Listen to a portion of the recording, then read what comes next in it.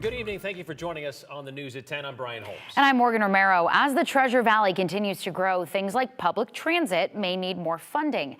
That's one discussion the Boise City Council members took on tonight as they met with the public and leaders at Valley Regional Transit to discuss the future.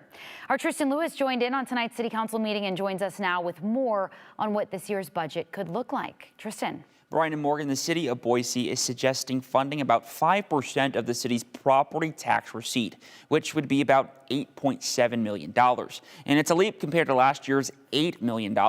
However, city leaders say federal relief dollars were applied to that particular year's funds. The city is still discussing funding for 2022, but they got a chance to listen to some members of the public who utilize and rely on public transit before they make any decision. Can run to work faster than I can get to work by the bus. Becky Walker of Boise has been a longtime public transportation user. I currently ride more full-time on my bike than the bus due to the lack of connectivity that the bus system provides. She says she's disappointed in the current infrastructure and connections Boise's public transit offers. New to the Boise area, Nicholas Latrell says he feels the same way.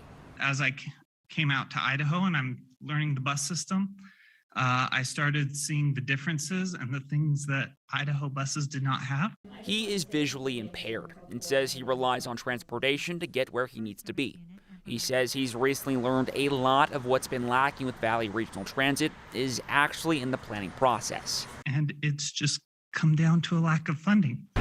Both Boiseans are voicing their concerns as the city of Boise continues discussions on investments to VTR.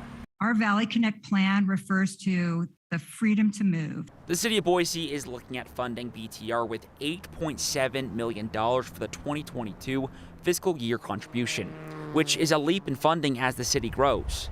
The city of Boise hopes this will improve ridership increase on the top 3 routes, improve transit stop amenities like shelters, benches, and more. Taking a look at the 5-year plan, the city does not plan on increasing bus route frequencies until ridership returns to pre-pandemic level. What I hear most often and what I heard tonight is people want high quality transit. They want more specifically to continue to build great transit on premium corridors, to make connections to destinations within the city and across the region. Something to make note of, Councilmember Holly Wooding said Idaho is the only state in the nation that does not have a dedicated source for public transit. So it's up to cities and counties to fund resources like VRT.